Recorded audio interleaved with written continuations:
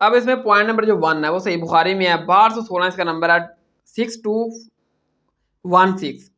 ابو موسیٰ اشعری کہتے ہیں کہ میں نا ایک مرتبہ نبی صلی اللہ علیہ وسلم کے ساتھ مدینہ شریف کے ایک باغ میں تھا کہ باغ کے دروازے کے اوپر دستک ہوئی، اور نبی صلی اللہ علیہ وسلم آپ ٹیک لگا کر تشریف فرما تھے، اور آپ کے ہاتھ میں چھڑی تھی جو آپ پانی اور مٹی کے درمیان یوں مار رہے تھے کہ باغ شریف کے دروازے پر دستخط ہوئی۔ تو نبی صلی اللہ علیہ وسلم نے مجھے بھیجا کہ جاؤ جو بھی دروازے پر ہے اسے پہلے جنت کی بشارت دے دو اور پھر اسے کہو کہ اندر داخل ہو جاؤ، یعنی کہ اندر آنے کی اجازت دے دو اور جنت کی بشارت بھی دے دو۔ تو ابو موسیٰ اشعری کہتے ہیں میں گیا تو میں نے دیکھا کہ وہ سیدنا حضرت ابوبکر تھے، میں نے سیدنا حضرت ابوبکر کو جنت کی بشارت دی اور ساتھ میں داخلہ بھی ہونے دیا باغ میں۔ پھر نبی صلی اللہ علیہ وسلم تشریف فرما تھے کہ پھر دروازے کے اوپر دستک ہوئی کہ مجھے اندر جانے کی اجازت دی جائے باغ میں۔ تو نبی صلی اللہ علیہ وسلم نے کہا ابو موسیٰ اشعری جاؤ جو بھی ہے اسے جنت کی بشارت دے دو اور اسے اندر آنے کی اجازت بھی دے دو۔ ابو موسیٰ اشعری کہتے ہیں میں گیا تو میں نے دیکھا کہ وہ سیدنا حضرت عمر تھے، میں نے ان کو جنت کی بشارت دی اور اندر آنے کی اجازت بھی دے دی۔ پھر نبی صلی اللہ علیہ وسلم یوں ہی تشریف فرما تھے ٹیک لگا کر۔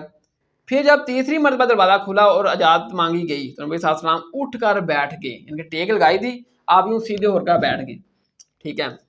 تو کہا کہ ابو موسیٰ اشعری جاؤ جو بھی ہے دروازے پر اس کو جنت کی بشارت دے دو اور ساتھ میں اسے کہہ دینا اس کو ایک بہت بڑی مصیبت پہنچے گی زندگی میں، بہت بڑی مصیبت۔ تو ابو موسیٰ اشعری کہتے ہیں میں گیا، میں نے دیکھا وہ سیدنا حضرت عثمان تھے، میں نے ان کو جنت کی بشارت دی اور ساتھ میں بتا دیا کہ اللہ کے نبی نے فرمایا کہ تجھے ایک بہت بڑی مصیبت پہنچے گی۔ تو سیدنا حضرت عثمان نے کہا کہ میں تو صرف اللہ تعالیٰ سے ہی مدد چاہوں گا، یعنی کہ جو آپ کی شہادت بنی، آپ کے گورنر آپ کی شہادت کی وجہ بنے، اس کی وجہ سے آپ کی شہادت ہوئی تو وہ ایک بہت بڑی مصیبت تھی۔ تو سیدنا عثمان نے کہا کہ میں تو اس مصیبت میں اللہ تعالیٰ سے ہی مدد چاہوں گا، ٹھیک ہے۔ پوائنٹ نمبر 2 یہ سے بخاری میں 695 کا نمبر ہے 695۔ عبداللہ بن عدی بن خیار بیان کرتے ہیں کہ جب سیدنا عثمان نے غنی رضی اللہ تعالیٰ عنہ کا محاصرہ کیا ہوا تھا نا، بلوائیوں نے آپ کو گھر سے باہر نہیں نکلنے دے رہے تھے، آپ کا محاصرہ کیا ہوا تھا، آپ کو مسجد میں نماز پڑھنے کے لیے نہیں جانے دے رہے تھے، تو میں ان کے پاس گیا اور میں نے جا کر عرض کی کہ حضور آپ کو پتہ ہے کہ آپ کے اوپر یہ جو مصیبت آئی ہے، بلوائیوں نے آپ کا محاصرہ کیا ہوا ہے، آپ کو مسجد میں جانے نہیں دے رہے، آپ ہمارے امام ہیں، آپ خلیفہ وقت ہیں، پہلے ہم آپ کے پیچھے نماز پڑھتے تھے مسجد نبوی میں، اب آپ تو آ نہیں رہے مسجد میں، تو جو مسجد امام ہے، جو مسجد میں آپ کے سوا اور کوئی امام ہے، جب ہم اس کے پیچھے نماز پڑھیں تو اب یعنی کہ کیا ہمیں تو بڑی یعنی کہ تنگی محسوس ہو رہی ہے اب کہ ہم آپ کے پیچھے پہلے نماز پڑھتے تھے۔ تو سیدنا حضرت عثمان نے کہا کہ دیکھو نماز مسلمانوں میں سے سب سے اچھا افضل عمل ہے، جب لوگ کوئی اچھا عمل کریں تو تم بھی ان کا ساتھ دو، اور جب لوگ کوئی برا کام کریں تو ان سے الگ ہو جاؤ، ان کا ساتھ مت دو۔ دیکھیں جو خلیفہ وقت ہے نا سیدنا حضرت عثمان غنی رضی اللہ تعالیٰ عنہ، پہلے جو دور سے نا اسلامک ان میں یہ ہوتا تھا کہ جو خلیفہ وقت ہوتا تھا، وزیر اعظم ہوتا تھا، وہ مسجد کا امام ہوتا تھا، مین ہیڈ ہوتا تھا مسجد کا، وہ مسجد کے معاملات کو دیکھا چلتا تھا، نماز پڑھاتا تھا، جمعہ پڑھاتا تھا، خطبہ دیتا تھا، تمام تر مسجد کے معاملات کو لے کر چلتا تھا، دیندار آدمی ہوتا تھا۔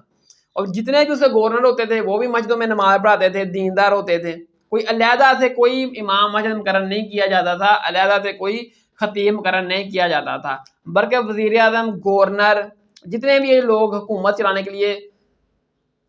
کلیکٹ کیے جاتے تھے نا، یہ سب کے سب دیندار کلیکٹ کیے جاتے تھے، اور ان کی ذمہ داری ہوتی تھی کہ یہ مسجد میں امامت کرائیں گے، جمعہ پڑھائیں گے، خطبہ دیں گے، لوگوں کو گائیڈ کریں گے۔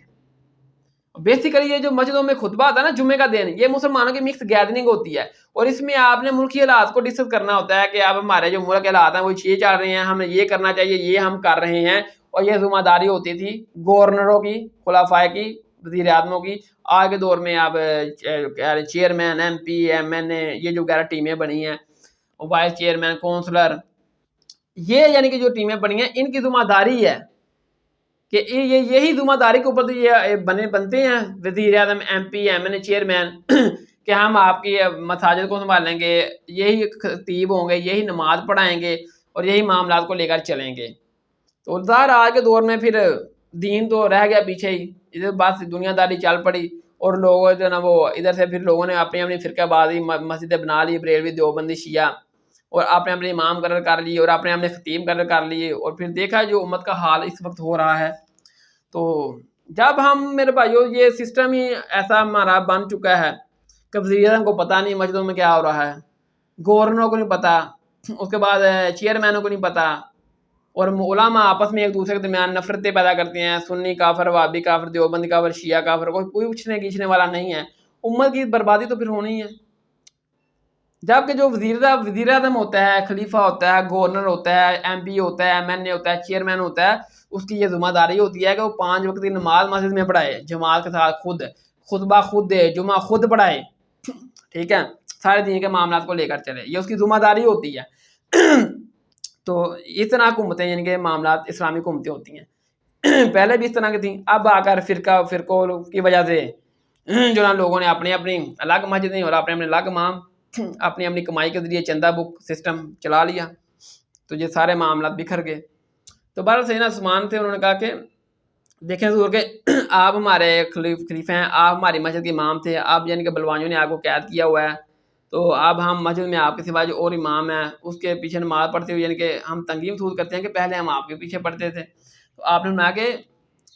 جب کوئی لوگ اچھا کام کریں تو ان کے ساتھ شریک ہو جاؤ، جب برائی کریں تو ان سے الگ ہو جاؤ۔ پوائنٹ نمبر 3، یہ جامع ترمذی میں ہے، 3704 اس کا نمبر ہے، 3704۔ سید مرتہ بن کعب بیان کرتے ہیں کہ نبی صلی اللہ علیہ وسلم ایک مرتبہ فتنوں کا ذکر کر رہے تھے کہ میرے بعد بہت جلد فتنے وقوع پذیر ہوں گے، یعنی کہ بہت جلد اس امت کے اوپر فتنے ٹوٹیں گے۔ آپ ہمیں یوں درس دے رہے تھے کہ آپ کے پاس سے، ہمارے پاس سے ایک شخص گزرا جس نے بکل لی ہوئی تھی، یعنی کہ چادر اپنے گرد لپیٹی ہوئی تھی، جتنا ہم سردیوں میں اپنے گرد چادر کو لپیٹ لیتے ہیں نا، اس طرح اس بندے نے چادر لپیٹی ہوئی تھی اور وہ پاس سے گزر گیا۔ تو نبی صلی اللہ علیہ وسلم نے اس کو دیکھ کر فرمایا کہ جب وہ فتنے ٹوٹیں گے نا اس امت کے اوپر، ان فتنوں میں یہ بندہ حق پر ہوگا، رائے ہدایت پر ہوگا۔ وہ کہتے ہیں کہ میں فوراً گیا،